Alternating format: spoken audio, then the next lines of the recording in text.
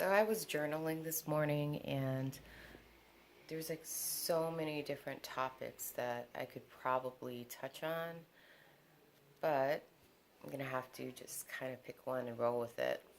It's hard though, because like what is that? Whenever you're thinking on one topic, you have the ability to make all these infinite connections to that relates to it and some connections, and it just goes on. So it's just like, okay, after a while you just get caught up in the mix and you're just like, okay, which topic do I really touch on out of all these different connections and stuff? um, I guess let's talk about self-knowledge and why that's important.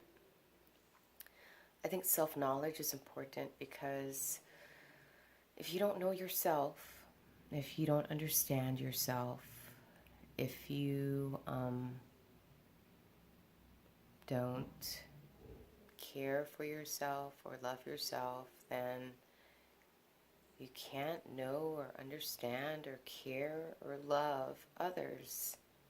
It's almost like a mirror, like whatever you feel towards you will be projected into the external world, into your experiences, into your relationships and your environment, your situations. It's like a mirror. So I think knowing yourself is one of the most important things that we should be striving for in life. Not saying that, you know, whatever you are striving for is not important or doesn't matter. I think everything has its function and everything is an opportunity to learn to know yourself more. And like anything, I still firmly believe that everything is transient. Nothing stays forever. It's always in a constant flux and flow, and change is the only constant, pretty much. You know what I mean? So like holding on to things is detrimental to your health. Um, so one of the things that I learned most recently, I touched in a previous video. I said that we had control issues, and that was probably tied to a lack of trust within ourselves. It came from abandonment issues,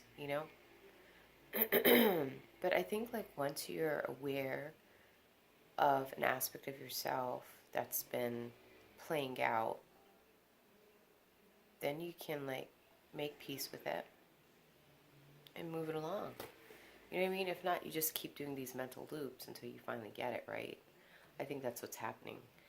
Um, no, but so because of abandonment issues, because of a lack of trust within myself, I started kind of externalizing that, trying to find that in other people, trying to find people to provide that for me. But the only person that can provide such stability and validity and acceptance and trust is me. And I think once you realize that within yourself, you don't have to externalize it anymore. You become your own source of power. You don't start looking outside of yourself to, um, I want to say parasite. It could be parasitic behavior. It could be, where like a parasite needs a host in order to like feel fulfilled or nourished in some way, shape, or form. And the thing is, when you're a parasite, you attract parasites. You attract like people that have really deep-seated internal issues, and they're looking to feed off of you too. They're looking to feed off of someone who's so loving and kind and caring, because they don't love or want or care to face themselves, to accept themselves. You know what I mean? Do you see the mirror the mirror or the projection that we are imposing upon each other. That's what's going on.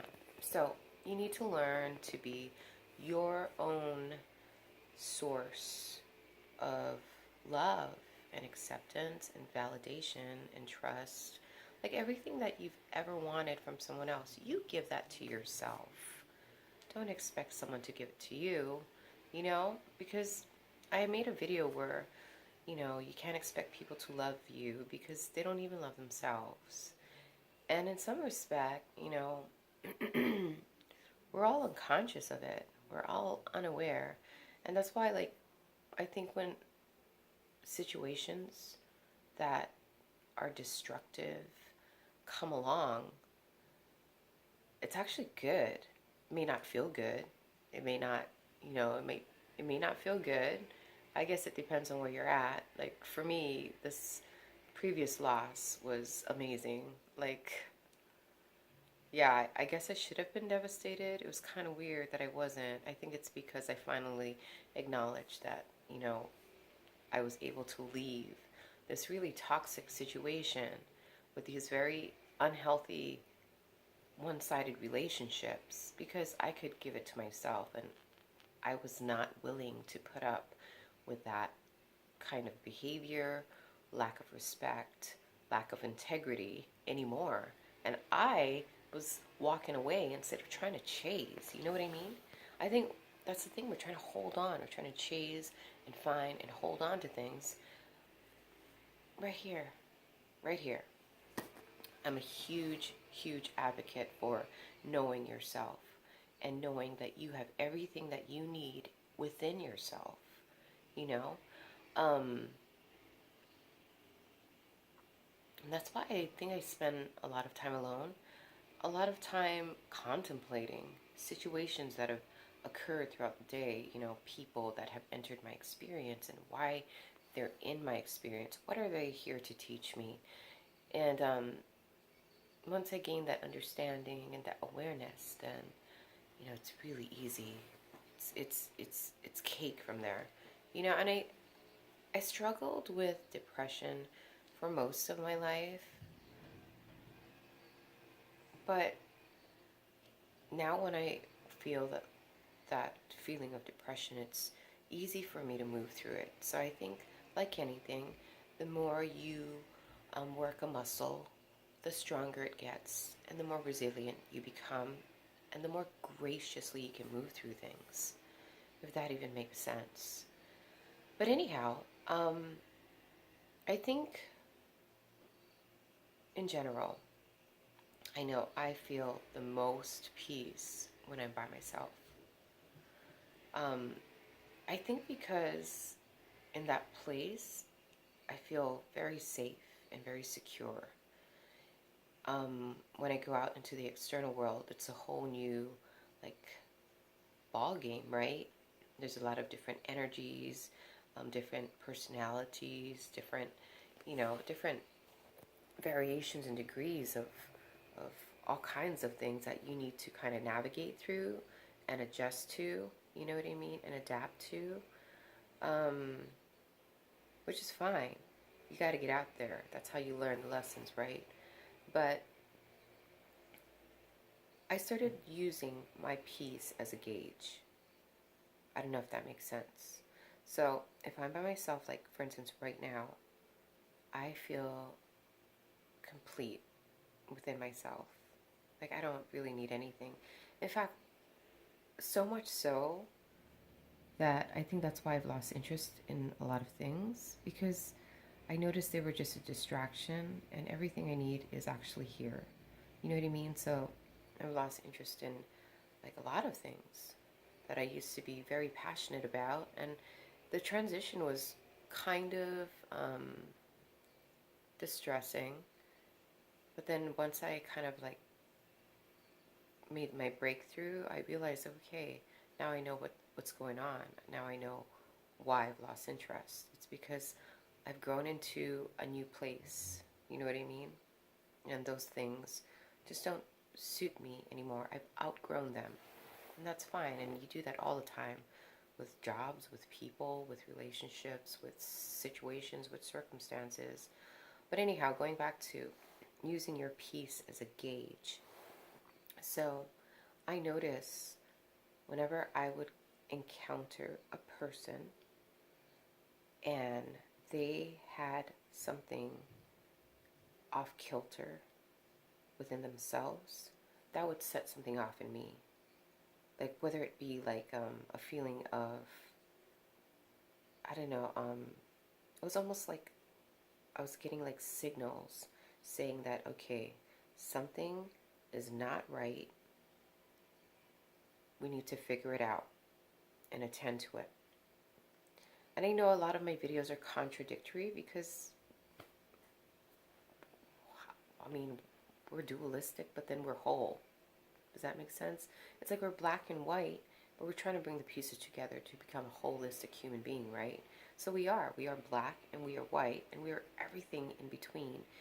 And that's what it is. And I think there's no wrong or right answer, no wrong or right way.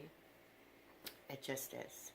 And every moment presents itself so that you can learn something new and apply the lessons you've learned and move it along, pretty much. But anyhow, yeah, so if you're feeling kind of weird inside, whether it be like, I've read articles on this, and you probably read articles on this too. We have empathic abilities, right? So whenever we encounter someone that enters our space, we'll feel their feelings, right? So if you feel like angry all of a sudden, or depressed, or fear, or animosity, whatever, you gotta know, man, that's probably not you. And then, like, I think we feel these things so that we can understand how the opposing party feels. Like, we can literally walk in their shoes and understand how they feel. But instead of trying to adjust them, or fix them, or repair them, or make them aware, that's not our job. Hold compassion for them. Hold compassion and love and peace for them instead. I think our natural inclination is to, like bust through it and, not attack, but address issues and, realign and reconfigure and rebalance everything, right? But in these circumstances, people are at varying levels and degrees of healing themselves and knowing themselves. And like I said, if you distribute information prematurely, it could cause more damage. So instead, you can empathize and have compassion for them, and maybe even send them some love and some peace, to help them along with their struggle. But it is not your responsibility to, tell them, oh, this and that, unless they ask. Or unless I guess it depends on the dynamics of the relationship. Like if you feel like this person has a relationship with you that is open and trusting, and you guys can have a conversation without becoming defensive, fine. But then I would even ask too before. I'd be like, do you want my suggestion, before just outletting that. It's funny. Ooh, this video is going on too long, and I could probably talk and talk and talk, but I don't want to bore you, so I think I'm going to end it. But anyways, it's not your responsibility to fix anyone unless they come to you. And if you're really inclined to want to help someone, maybe ask them, like, hey, do you need my assistance? And they'll tell you yes or no, and then you kind of adjust yourself accordingly. If it's no, then no. If it's yes, then, there you go. But yeah, we don't need to impose our advice on anyone. Just, I think we have the abilities that we have so that we can practice compassion and understanding and love and patience and peace, pretty much. Let me give you a really quick example before I leave. Okay, so I remember I went into a store to buy something, and there's this lady, she's a regular worker there. She's always negative. You know, nothing that came out of her mouth was ever really positive. She was always kind of like in that victim mentality stage. And, you know, even her energy, you could feel it. You could feel it, you know. And I remember the first couple times I encountered her, you know, it's shocking, you know. Um, I kind of like was a little defensive because I don't think that I should allow anyone to, you know, treat me in a disrespectful way, because I try not to do that. I hope, in fact, I don't do that. And if I do, I don't mean it, you know, and these people don't mean it either. They don't know. But I think like I encountered her like maybe a third time, and she was super negative that day. And instead of reacting, I just kind of like allowed her to be, accepted her just the way she was.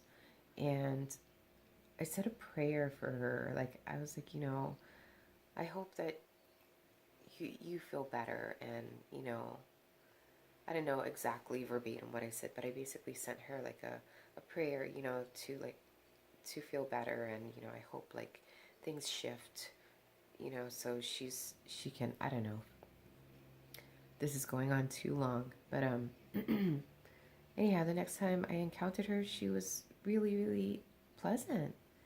And her spirit was a little lighter, and she was smiling, and she even was like, hello, and how are you? You know, and from there on out, like the interactions got better. So, yeah, instead of trying to like crucify other people for feeling their feelings or being how they're being, just understand and empathize with, and have compassion, and allow them to be, accept them as they are, and send loving energy their way so that they can feel peace and you can feel peace. You know? I don't know if that makes sense. Anyway, if you learned something, that's great. If you didn't, that's great too. Do you see what I'm saying? Like, either way, it's okay, you know? And I could go on another subject, but I think INFJs kind of have a problem with wanting to be viewed as nice. That's a that's that's a problem, guys. Yeah, we are nice. We are genuine. We are loving people, but when things get toxic or somebody is abusing you or misusing you, instead of like passive aggressiveness, instead of the silent treatment, instead of blocking, you need to be really firm and say no. Like, please don't talk to me that way. I would never let anyone talk to me that way. Or, you know, please don't treat me that way. Or, this relationship is done. You know, it's not good for me. And I can't continue. You know what I mean? But instead of like just always trying to be nice and pleasant and harmonizing things, and then when things go awry, you just kind of like hide and back away, and, you know, no, just retain this inner groundedness and tell this person, please stop. I don't appreciate you talking to me like that, or I don't appreciate you treating me that way. It's really disrespectful. I can't tolerate that. You know what I mean? And your relationships will get better. I promise. You won't feel abandoned anymore, because you'll know that you have everything inside of you, and you will not tolerate anything less than. Anyhow, it's a new year, and I'm really excited. I don't know what this year has in store for me, but whatever it delivers, I will graciously accept or release, depending on what's going on. Anyhow, blessings to one and all. Have a beautiful day. Thanks for making it this far if you did. Amen.